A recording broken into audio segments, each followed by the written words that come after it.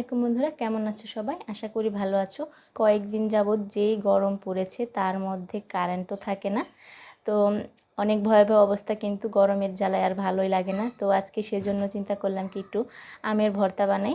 তো এখন কিন্তু আমটাও এত বেশি বড় হয়নি, এখনও কিন্তু ছোট ছোট আম, তাও কিন্তু আমের ভর্তাটা খেলে একটু ভালো লাগবে আর শরীরের জন্য কিন্তু অনেক ভালো। তো দেখতে পাচ্ছ আমি কিন্তু আমগুলোকে ভালো করে পরিষ্কার করে ধুয়ে এখন চোকলাগুলো ছুলে এখন কিন্তু আমি বটির সাহায্যে কুচি কুচি করে নিচ্ছি।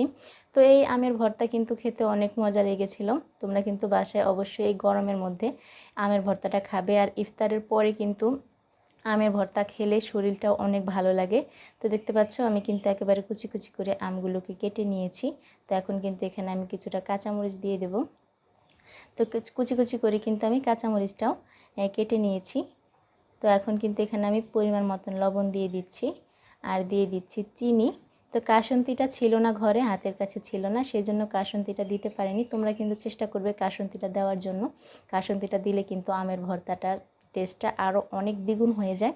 তো এখন কিন্তু আমি সব উপকরণ দিয়ে কিন্তু আমি ভালো করে একটু মেখে নিচ্ছি। দেখতে পাচ্ছ একেবারে রস বের হয়ে গিয়েছে। আমি যে মুহূর্তে বয়সটা দিয়েছিলাম তো আমার খেতে অনেক ইচ্ছে হয়েছিল।